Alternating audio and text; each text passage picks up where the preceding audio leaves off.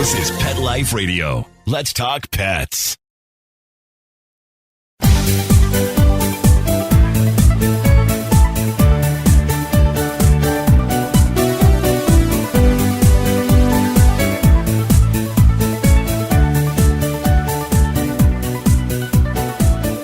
Hello, everyone, and welcome to Best Bets for Pets. I'm your show host, Michelle Fern. Okay, this is where I wish this program was also visual. Not so you could see me, but so you could see my next guest's book. But you can go on his website, you can look at his Instagram, and you will see the amazing illustrations. My next guest has a book called Dogs A Through BreedZ that he just put out. It is illustrated and written by him, and it is freaking amazing. We'll take a short break, and then we're going to talk to him. We'll be right back. Take a bite out of your competition. Advertise your business with an ad in Pet Life Radio podcasts and radio shows. There is no other pet-related media that is as large and reaches more pet parents and pet lovers than Pet Life Radio. With over 7 million monthly listeners, Pet Life Radio podcasts are available on all major podcast platforms, and our live radio stream goes out to over 250 million subscribers on iHeartRadio, Odyssey, TuneIn, Stitcher, and other streaming apps. For more information on how you can advertise on the #1 pet podcast and radio network, visit PetLifeRadio.com/advertise today. Let's Talk Pets on PetLifeRadio.com.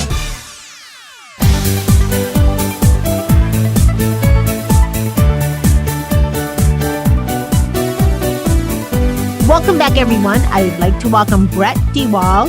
He has the website Pets by Brett that is on Best Bets for Pets. I got that right. We were joking about that before.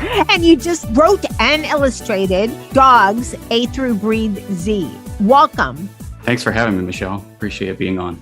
I am so glad you're on. Your book is incredible. The pictures are amazing. I love that it's all in rhyme and just the little facts and everything. For everyone that's listening, if you didn't have a chance to go to the website first, the books, it's animated pictures. Well, you know what? I'm going to shut up and let you describe your book, Brett, because I'm just perplexed. I love it. I really love it. It was, like I was saying earlier, it was going to go to a young one, but I can't let it out of my hands. So let's talk from the beginning. How did you start doing illustrations and why dogs? I started drawing, when I was like a little kid. And it was one of those things I just never grew out of. I remember my brother drew a picture and it made me laugh. And I thought, wow, I want to do that. Like the idea that you could have an idea in your brain, transfer it through your hand onto a piece of paper and then have someone else laugh about it. It just cracked me up. And as a kid, I remember I used to watch cartoons all the time and I would pause the frame on a VHS. I'm dating myself. Yeah. Yep.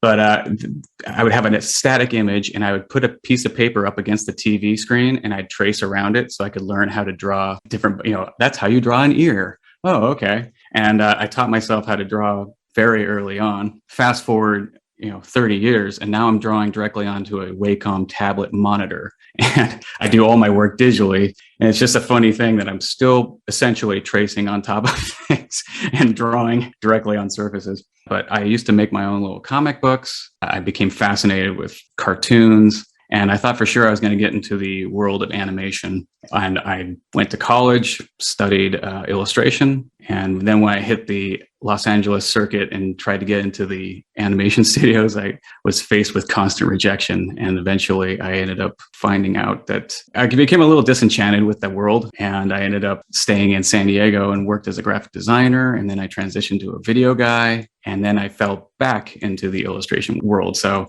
now I'm doing what I've always wanted to be doing, which is my own cartoony pictures. And I transitioned into doing pet portraits for people, but in a fun way, because most pet portraits I was looking at that you see around, they're very stoic and very serious. There are a lot of oil paintings. My stuff looks very cartoony, silly, and I would take into account dogs' personalities. For instance, you asked if I could do a portrait for you.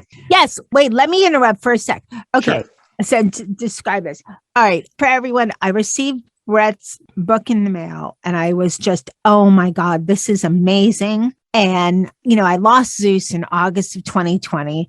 And I have one portrait of him that's entirely different. It's not too stoic, but it's a portrait. It's nothing like what you do, nothing. And I thought, oh my God, I wonder if you could do this for Zeus. And I tried to look for a high-res picture of Zeus because Brett graciously said, yes, send me a high-res picture. And I thought, okay. And I sang you a picture. I don't even know if I said he's like a pretty chill dog, but he can have his moments, and got the picture back. And I was blown away, like absolutely blown away. And, Zeus, people know for the most part that he's the god that threw lightning bolts. He's not the god of rain or anything. He threw lightning bolts. And I named him that because I got him on the eve of Hurricane Wilma back in 2005. And the picture was of Zeus with a lightning bolt, which I thought was cool because people would probably make that association, but not likely. And also that you had his eye, because one eye is like Mr. Evil. And, he was a pretty chill guy, but if you bugged him too much, he would come at you. You really had to push him for that. And you have all the hairs, his hair on his head, his hairs were always sticking out and everything. It was perfect. And if all of you are interested, once the show airs, it's going to be on my Instagram. It'll be my picture on my Instagram because right now I have a photo of Zeus. But yeah, you got him so well. Before we go into your book, how did you do that? How did you transition and say, okay, I'm going to make this dog how? With your dog or just with the process in general? Any dog, because that will explain how you did it for Zeus as well. So in general, people would send me a high-res or a few high-res pics. And sometimes I ask if they have any ideas. Some people, the original feeling was I could inject, if someone was a big Star Wars fan, I could give their dog a lightsaber or something. But I found that most people would just want a picture of their dog with their favorite ball or something. And then every once in a while, I would have a fun one where not that long ago, I did a bull terrier and it was named Crash. And they wanted him to be in a race car crashing into other race cars because he tended to just bounce off the walls. And then so I gave him a pretty cool picture. And that was a big fun one. But it varies. People tell me their story, what the little personality quirks, and I try to incorporate that into the pictures as best I can. And the reason we're talking about this, and we'll talk about this a little more later, is because you also do portraits of the dogs as well for sale on your website. But we'll talk about that later. Let's talk about your book. Why did you decide to write Dogs A through BreedZ?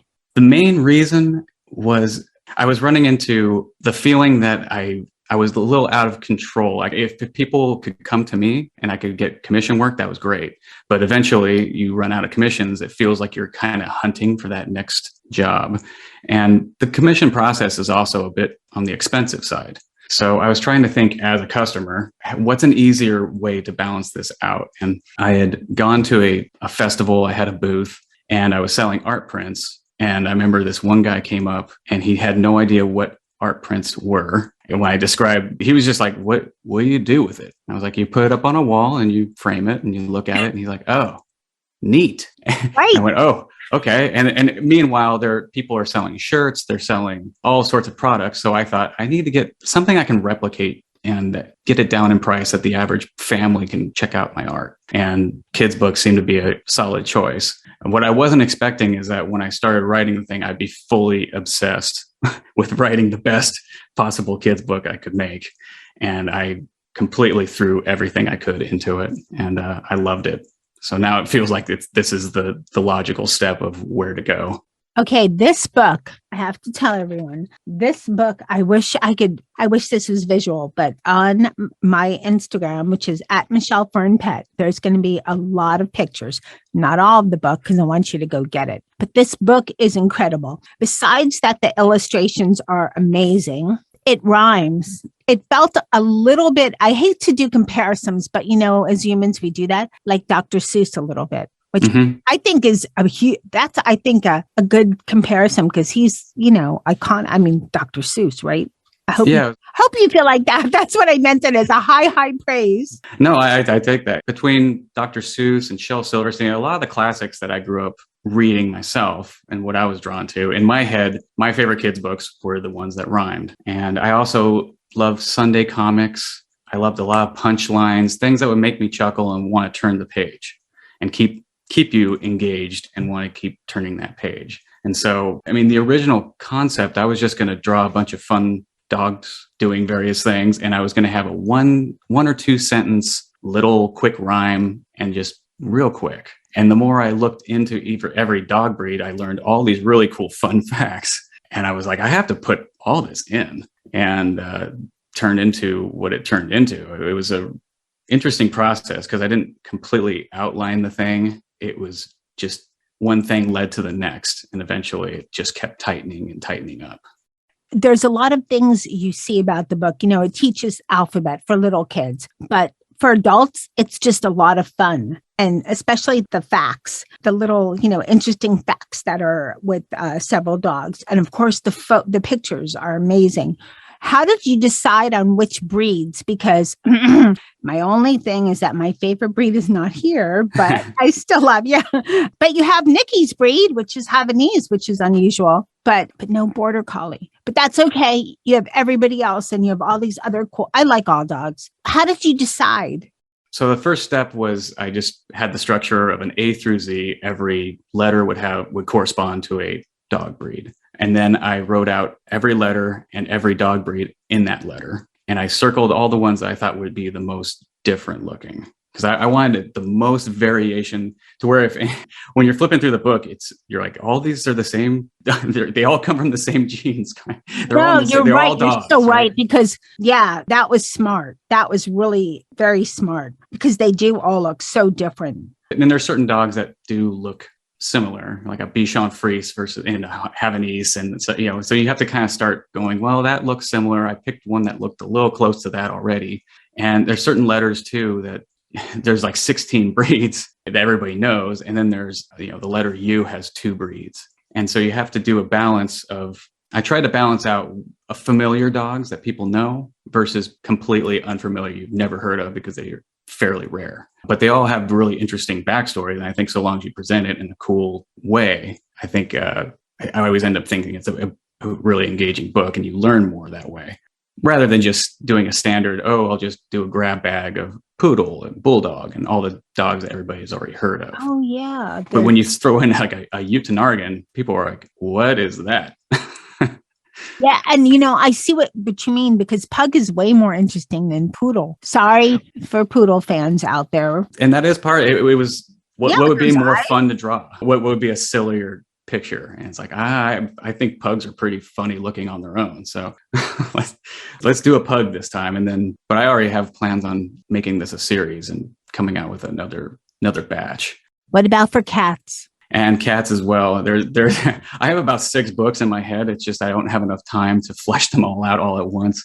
And I've always been a project person. And when I'm done with a project, I just move on to the next project. This is the first time where I really am concentrating on letting people know that this project exists before I move on to the next one. Cats would be good. Then you can come on Catitude. But cats would be good. Cat people we love everything for our cats. So, But okay, let's get back to, I don't think I've ever loved looking through a book so much. So what was your favorite breed or favorite photo? Which was one of your favorite to draw? Oh, that's a good question. I think my favorite ended up being the Lhasa Apso, because they originally were from ancient Buddhists, used to use them as guard dogs. And I started looking at Buddhist poster imagery and tried to take my style, but apply it in that direction. And it pushed me in a way that I wouldn't normally have come up with on my own. And so it felt somewhat challenging. I guess a lot of this felt challenging in different ways, but that one felt like one of the best things I've ever made. I think there's several pictures in this book that represent my best work. And I think that one's towards the top. I could see the picture where the Buddha picture, that would be challenging for sure. What I like here is golden retriever. You drew a golden retriever, but you also drew a golden retriever with many tennis balls, because that was like one of these did you know facts. So why did you decide to do that?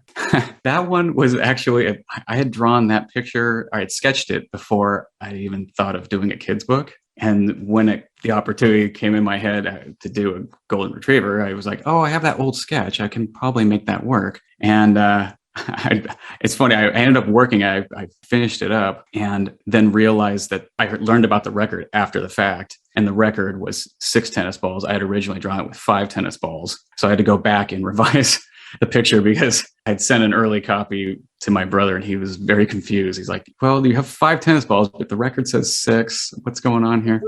Certain decisions like that, it made for a funny image. And I ended up about midway through the book deciding to make a secondary image off to the other side of the page alongside the poem, mainly because I wanted to show this is what the dog really looks like. And then I could have complete freedom to do whatever on the other page, on the full page spread. And so that way you would actually be able to see the full body of a golden retriever rather than just focusing on the head with the tennis balls. Right. And that's so true because they love putting tennis balls in their mouths. A family member has a golden retriever and they like everything in their mouth. Tennis balls, everything. All right, we're going to take a short break and we're going to be right back.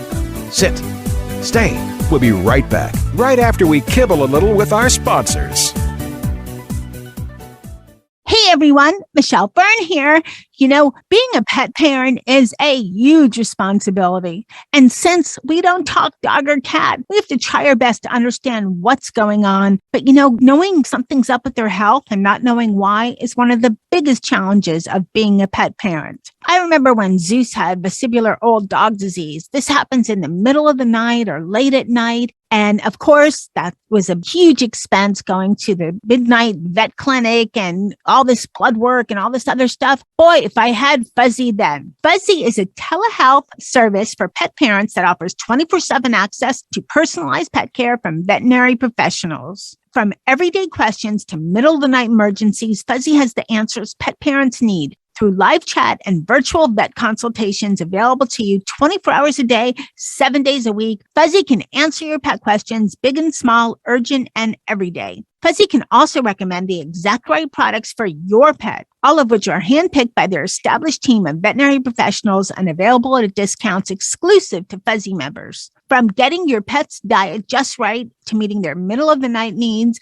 to finally figuring out what makes their breath smell that way, nothing is too big or too small for a Fuzzy call. Right now, Fuzzy is offering our listeners a free 7-day trial membership. Go to yourfuzzy.com/PetLifeRadio today to sign up. That's a free 7-day trial and access to exclusive member discounts on pet meds, supplements, food, and more at yourfuzzy.com/PetLifeRadio. Again, yourfuzzy.com/PetLifeRadio for your free trial of Fuzzy with access to 24/7 personalized pet care and vet recommended product.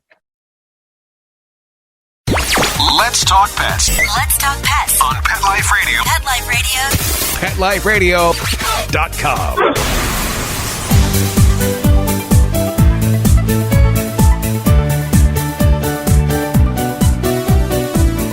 Welcome back, everyone. We're talking to Brett DeWall and talking about his amazing book and talents. Which of the breeds did you find when you were drawing this and researching which one? Was there any one breed that stood out that you thought, wow, I had no idea about that? Yeah, the first one really was, I picked Afghan Hound to start off with. Afghan Hounds, if people don't already know, they're practically greyhounds that have a big silky body of hair and their face looks like Fabio. And I just thought they were really cool looking. But when I looked into researching, I learned they were the first dog to be cloned.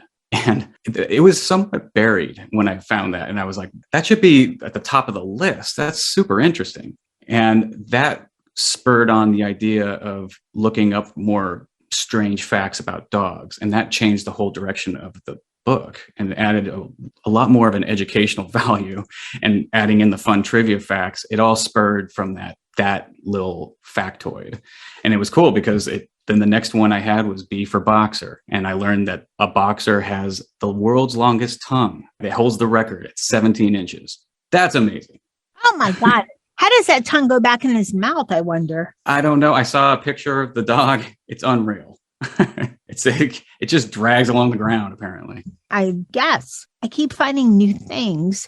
So you have a special fact on every picture for every dog. Practically. That was the amazing thing, was finding that every breed was so different. I came from an outside perspective. My wife knows everything about dogs. I like dogs, but I didn't know all the info. And when I started realizing that, every dog breed has its own quirk and own flavor. It's not just the looks, there's more to it. And I thought all that was really interesting. And a lot of the kids' books I looked at to see, I thought somebody had already put out something like this. And when I started looking around, you either had kids' books that were so simple and dumbed down, where it would just say, like, the dog is red.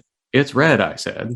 Yeah. Like, oh, okay, I didn't really get anything out of that, but okay, good to know. And then the next one would be encyclopedia style, where it would give way too much information. And if I were a kid, I'd look at it and put it away. It just, maybe if I was doing a book report or something, but it's not a fun book to read. And so I was trying to bridge that gap of, I tell people I'm trying to trick you into learning things, because the main thing was just to sit back, relax, and enjoy. But along the way, you'll pick up some fun things just because it rhymes, it's funny, and a picture might stick out in your brain. And then you go, oh yeah, that reminds me of this.